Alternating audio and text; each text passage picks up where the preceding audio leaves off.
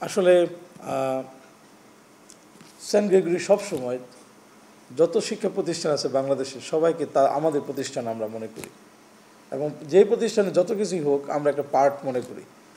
বাংলাদেশে যে কর্নারে যা কিছুই হোক আমরা মনে করি যে আমরাও কষ্ট পাই, আমরাও তাদের সঙ্গে হাসতে চাই, তাদের সঙ্গে কাঁদতে চাই, এবং যত শিক্ষার্থী আছে সব আমাদের সন্তান।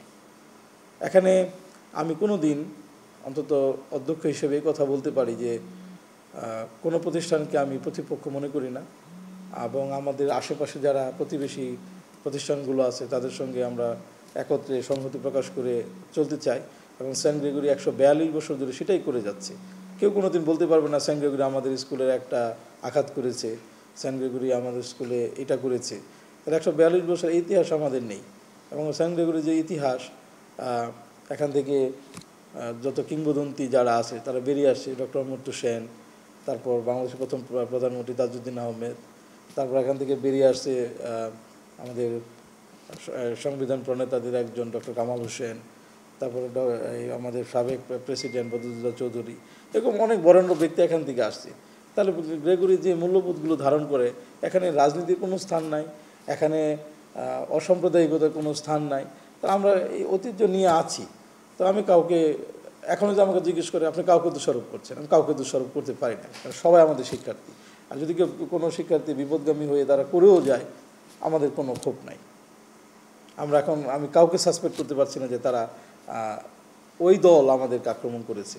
এটা নিউজগুলোতে নানানভাবে আমি দেখছি, কিন্তু আমরা কাউকে সাসপেক্টও করি না, কারণ আমি কাউকে স্কুল ড্রেস পরে দেখি নাই।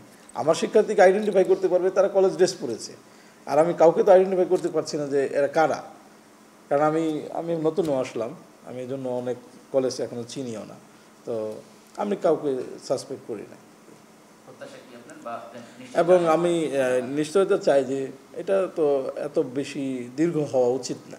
তাহলে আমাদের যদি পার্শ্ববর্তী, আমি অলরেডি একটা প্রস্তাব দিয়েছি, আমরা আলোচনা করেছি পার্শ্ববর্তী কলেজের অধ্যক্ষদের সঙ্গে যোগাযোগ করছি আমরা, যদি আমরা একসাথে বসে আরও কীভাবে আমরা একত্রে বাস করতে পারি, শান্তিতে বাস করতে পারি, এবং শিক্ষার্থীরা যেন পরস্পরকে প্রতিদ্বন্দ্বী না ভাবে, এবং আমরা সবাই ভাই হিসেবে, বোন হিসেবে একসাথে চলতে চাই, প্রতিবেশী হিসাবে।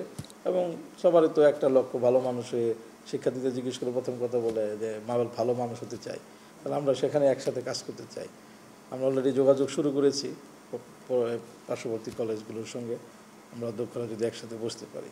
তো পরিস্থিতি একটু নর্মাল হলেই তারা বলছে যে আমরা একসাথে বসবো।